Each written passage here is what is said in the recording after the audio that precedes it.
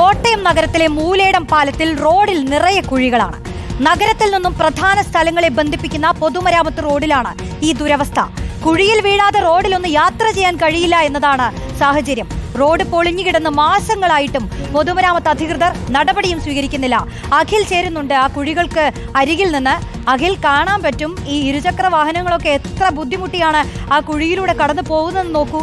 ഇതിപ്പോ മാസങ്ങളായിട്ടും ഈ പൊതുമരാമത്ത് അധികൃതർ ഇടപെടില്ലെന്ന് പറഞ്ഞാൽ എന്താണ് അവസ്ഥ? റോഷ്നി, അത് തന്നെയാണ്. അതായത് ഈ ഒരു ഉദ്യോഗസ്ഥരുടെ കെടുകാര്യസ്ഥയുടെ ഒരു നേർ സാക്ഷ്യം അല്ലെങ്കിൽ നേർ ചിത്രം എന്ന് നമുക്ക് പറയാൻ കഴിയുന്ന ദൃശ്യങ്ങളാണ് ഇവിടെ ഉള്ളതാണ്. അതായത് ഇതിപ്പോൾ നിൽക്കുന്നത് ഒരു പ്രധാന കുഴിയിലാണ്. ഇവിടെ നിന്നും ഈ പാലം തീരുന്നത് വരെ റോഡിനേക്കാൾ കൂടുതൽ ഒരു പക്ഷേ കുഴികളാണ് എന്നുള്ളതാണ്. അത്രത്തോളം ഒരു ദുരവസ്ഥയാണ് ഇവിടെ ആളുകൾക്ക്. ബൈക്കുകൾ, ഇരുചക്ര വാഹനങ്ങൾക്ക് മാത്രമല്ല വലിയ വാഹനങ്ങളായാലും ഒക്കെ തന്നെ വലിയ ബുദ്ധിമുട്ടാണെന്നുള്ളതാണ്. ഈ ആളുകളൊക്കെ തന്നെ അവരുടെ കഷ്ടത അനുഭവിക്കുകയാണ്. ചേട്ടാ, എന്താണ് ഇതിനെ യാത്ര ചെയ്യാൻ നല്ല സുഖം? യാത്രക്കാരുടെ നടുവൊടിച്ച് ഒരു ദുരന്തം ഇവിടെ ഉണ്ടായിക്കഴിഞ്ഞാൽ സർക്കാർ കണ്ണു തുറക്കുള്ളൂ. ഈ സർക്കാർ യാതൊരു കാരണവശാലും ഒരു നിയമം നടപ്പാക്കി തരുന്നില്ല. നീ മരിക്കണോ, ഞങ്ങളിവിടെ കിടന്ന് മരിക്കണോ? ഈ നാളുകളായിട്ട് MLA ഇതിനെ നിരന്തരമായിട്ട് കഷ്ടപ്പെട്ടുകൊണ്ടിരിക്കുക. കോട്ടയം MLA അദ്ദേഹത്തിൻ്റെ വാക്ക് പോലും പാലിക്കാൻ കഴിയുന്നില്ലെങ്കിൽ സർക്കാർ എന്തിനാണ് ഈ നിരുത്തരവാദിത്വം കാണിക്കുന്നത്? റോഷ്നി, അതായത് ഇതൊരു റോഡ് നമ്മളിപ്പോൾ ദൃശ്യങ്ങളിൽ കാണുന്ന പോലെ തന്നെ ഈ റോഡ് ഒഴിഞ്ഞു നിൽക്കുന്ന ഒരു സാഹചര്യം ഉണ്ടാകില്ല എന്നുള്ളതാണ്. പുതുപ്പള്ളിയിലേക്കും ഈരാറ്റുപേട്ടയിലും ഒക്കെ തന്നെ നഗരത്തെ ആ തിരക്ക് ഒഴിവാക്കിക്കൊണ്ട് പോകാൻ തിരഞ്ഞെടുക്കുന്ന പാതയാണ്. പക്ഷേ ഇതിലൂടെ യാത്ര ചെയ്യുമ്പോൾ ആളുകൾക്ക് നടുവൊടിയുന്നു, വാഹനങ്ങൾ കേടുവരുന്നു. അത്തരത്തിലുള്ള ഒരു സാഹചര്യത്തിലേക്കാണ് ഈ റോഡ് ആളുകളെ കൊണ്ട് ചെന്ന് എത്തിക്കുന്നു എന്നുള്ളതാണ്. നിരവധി പ്രതിഷേധങ്ങൾ, പ്രക്ഷോഭങ്ങൾ ഒക്കെ തന്നെ ഉണ്ടായിരിക്കുന്നു. ഒരു വർഷത്തിലധികമായി ഈ റോഡ് ഇങ്ങനെയാണ്. അതിൽ ഈ കൂടുതൽ അവസ്ഥയിലായിട്ട് ഏകദേശം 6-7 മാസങ്ങൾ കഴിയുകയും ചെയ്തു. എന്നിട്ടും അധികൃതർ കണ്ണു തുറക്കുന്നില്ല എന്നുള്ളത് തന്നെയാണ് ഏറ്റവും പ്രധാനപ്പെട്ട കാര്യമെന്ന് പറയുന്നത്.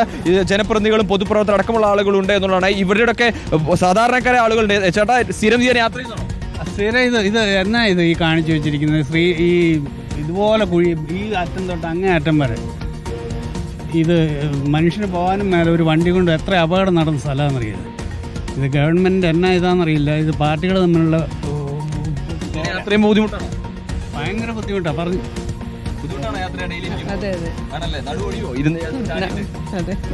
ഈ കുഴിയിലൂടെയൊക്കെ ചാടിയിട്ട് ആളുകൾക്ക് വലിയ ബുദ്ധിമുട്ടാണ്. ഇരുചക്ര വാഹനങ്ങളിൽ സഞ്ചരിക്കുന്നവരുണ്ട്, അതുപോലെ തന്നെ സ്ഥിരമായി ഇതിനെ ഓട്ടോയിലൊക്കെ പോകുന്ന ആളുകളുണ്ട്. ഇവരുടെ ഒരു പതിവ് ബൈക്കൊക്കെ വിടുന്ന ഒരു പതിവ് അപകടത്തിലല്ലേ? ഏറ്റവും കൂടുതൽ ഈ റൂട്ടിൽ കൂടെയാണ് ഞങ്ങളുടെ ഓട്ടം. ഞാൻ ഈ മണിപ്പുഴ ജംഗ്ഷൻ ഓടുന്നത്. ഭയങ്കര നടുവേന ഇതിലെ വണ്ടി ഓടിച്ചിട്ട്. വണ്ടിയും പോവുക, നമ്മുടെ നടുവും പോവുക. വണ്ടിയും പോകണം, സ്ഥിരം അപകട മേഖലയാണ്. അതെ അതെ.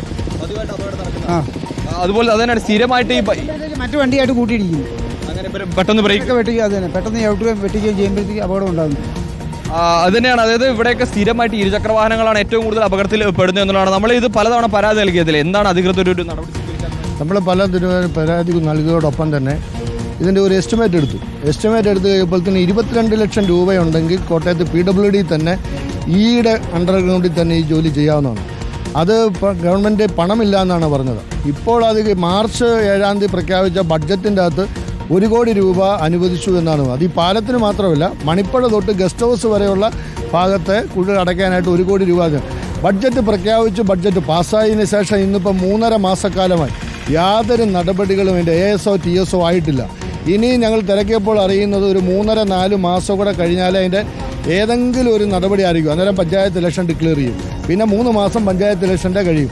അത് കഴിഞ്ഞാൽ ഉടനെ പിന്നെ നടപടിയിലേക്ക് പോകുമ്പോഴത്തേന് ഈ വർഷം ഇത് നടക്കാത്ത രീതിയിലുള്ള കാര്യങ്ങളുമായി മുന്നോട്ട്, അതിനെതിരെ ശക്തമായ സമരവുമായി ഞങ്ങൾ മുന്നോട്ട് പോയാണ്. അത് തന്നെയാണ്. അതായത് ഇപ്പോൾ ഈ കഴിഞ്ഞ ബജറ്റിൽ ഇതിൽ തുക വകയിരുത്തിയിരുന്നു. പക്ഷെ അതിലൊന്നും തന്നെ ഒരു നടപടി ഉണ്ടാകുന്നതിലാണ് യാത്രക്കാരൊക്കെ തന്നെ വലിയ കൃത്യമായ അനാസ്ഥ തന്നെയാണ്. 1 വർഷത്തിലേറെയായി ഈ റോഡ് ഇങ്ങനെ കിടക്കുന്നു. സ്ഥിരമായി ആളുകൾ ബുദ്ധിമുട്ടുന്നു, നടുവൊടിയുന്നു.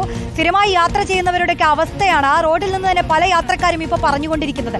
എന്നിട്ട് ബജറ്റിൽ ഒരു തുക പാസ്സായി കഴിഞ്ഞാൽ പിന്നെ അതിന്റെ നൂലാമാലകൾ, അതിനുവേണ്ടി ജനം കാത്തിരിക്കണം. ഈ കുഴി ഒന്ന് അടച്ചു കിട്ടാൻ ഇങ്ങനെ ദിവസങ്ങൾ എണ്ണി കഴിയണം. നോക്കൂ, എത്ര കുഴികളാണ്. ആ കുഴികളിലൂടെയാണ് ആ വാഹനം കഷ്ടപ്പെട്ട് പോകുന്നത്. യാത്രക്കാരൊക്കെ പരാതി പറയുകയാണ്. നമുക്കറിയാമല്ലോ, നമുക്ക് ആലപ്പുഴയിലേക്ക് ഒന്ന് പോയാൽ അവിടെ നിന്ന് നമ്മൾ കഴിഞ്ഞ 3 ദിവസം മുൻപ് ഒരു കാഴ്ച കണ്ടിരുന്നു. പ്രേക്ഷകർ ഓർക്കുന്നുണ്ടാവും. ആലപ്പുഴ ചന്തിരൂരിൽ റോഡിലെ കുഴിയിൽ വിദ്യാർത്ഥി വീണത്. കുഴിയും വെള്ളക്കെട്ടും കണ്ട് ശീലിച്ച ആലപ്പുഴക്കാർക്ക് ചിലത് പറയാനുണ്ട്. അവർ പറയുകയാണ്, അത് കേൾക്കാം നമുക്ക്. ആലപ്പുഴയിൽ നിന്ന് തെക്കോട്ട് ഓട്ടം പോയി കഴിഞ്ഞാൽ അമ്പലപ്പുഴ വരെ ഈ റൈസുകളും മോശം തന്നെയാണ്. ഓട്ടോറിക്ഷയ്ക്കൊന്നും പോകാൻ പറ്റില്ല. കുഴിയും വെള്ളം കിടക്കുന്ന കാരണം ഭയങ്കര ബുദ്ധിമുട്ടാണ്. പടിഞ്ഞാറ് വലിയ കുഴപ്പമില്ല. അങ്ങോട്ട് പോകുമ്പം ഞാൻ കഴിഞ്ഞ അമ്പലപ്പുഴയ്ക്ക് ഓട്ടം പോയതാണ്. ഭയങ്കരമായിട്ട് ബുദ്ധിമുട്ടി. ഒരു അശാസ്ത്രീയമായ ഒരു റോഡാണ് ഇത് ചെയ്തുകൊണ്ടിരിക്കുന്നത്. ഇത് ഏത് കാലത്ത് തീരാൻ വേണ്ടിയാണ്? ഇപ്പോൾ ഇത് നമ്മുടെ സർവീസ് വഴി നമുക്ക് പോകാൻ പറ്റുള്ളൂ. റോഡിനപ്പുറം ഇപ്പുറം ഈ ഇന്ത്യ പാകിസ്ഥാൻ പോലെ മുറിച്ച് വെച്ചിരിക്കും. ഇപ്പോൾ കേരളത്തിൽ നടക്കുന്ന ദേശീയപാത നിർമ്മാണം എല്ലായിടത്തും പരക്കെ ആക്ഷേപം വന്നുകൊണ്ടിരിക്കുകയാണ്. ജനങ്ങൾക്ക് വളരെ ബുദ്ധിമുട്ടുണ്ടാക്കുന്ന രീതിയിലുള്ള അശാസ്ത്രീയമായ നിർമ്മാണമാണ് കേരളത്തിൽ നടക്കുന്നത് എന്നുള്ളത് നമ്മൾ കണ്ടു കഴിഞ്ഞു. ഇപ്പോൾ ആളുകൾ മരണപ്പെടുന്ന ഉൾപ്പെടെയുള്ള കാര്യങ്ങൾ സംഭവിച്ചിട്ടും കൃത്യമായി ദേശീയപാതയുടെ നിർമ്മാണ രീതികളെ സംബന്ധിച്ചുള്ള കൃത്യമായ മോണിറ്ററിങ്ങോ അതിനുവേണ്ടി ഒരു യോഗം ചേർന്നുകൊണ്ട് വിലയിരുത്തൽ നടത്തുവാനോ ഒന്നും ഭരണാധികാരികൾ തയ്യാറാകുന്നില്ല എന്നുള്ളൊരു വസ്തുത നമ്മുടെ മുന്നിലുണ്ട്. 2 കിലോമീറ്റർ ഓടിക്കഴിയാതെ ഞങ്ങൾക്ക് ഒരു സ്ഥലത്തുനിന്ന് വളയ്ക്കാൻ പറ്റുന്നു. 30 രൂപയുടെ ഓട്ടത്തിന് പോയി കഴിഞ്ഞാൽ 3-4 കിലോമീറ്റർ ഓടിയെങ്കിലും ഒരു സൈഡിൽ നിന്ന് വളയ്ക്കാൻ പറ്റുന്നത്. റോഡൊക്കെ നല്ല രീതിയിൽ അവിടെ തെക്കോട്ടൊക്കെ നല്ല രീതിയിൽ സൂപ്പർ റോഡാണ് നടക്കുന്നതെല്ലാം. പക്ഷേ ഇത് ഞങ്ങളെ സംബന്ധിച്ച് ബുദ്ധിമുട്ടാണ്.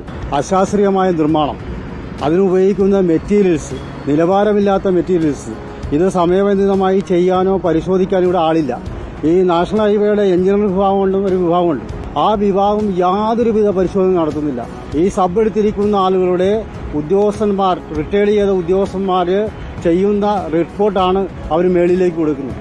അവ പൂർണ്ണമായിട്ടും ഇതിന്റെ ഗുണനിലവാരം ഉറപ്പുവരുത്താനും ഇതിന്റെ ഓരോ ഘട്ടങ്ങളിലെ നിർമ്മാണ പ്രവർത്തനങ്ങൾ പരിശോധിക്കപ്പെടാനും ബന്ധപ്പെട്ട അധികാരികൾ തയ്യാറായില്ലെങ്കിൽ വലിയ ഭീമമായ നഷ്ടമാണ് നാഷണൽ ഹൈവേയിലൂടെ നമുക്കുണ്ടാകാൻ പോകുന്നത്. ഇനിയും ഒട്ടനവധി ജീവങ്ങൾ, മാത്രമല്ല അപകടങ്ങളും കുഴികളും വർദ്ധിക്കുകയല്ലാതെ ഇതിന് വേറൊരു കാര്യം കാണുന്നില്ല.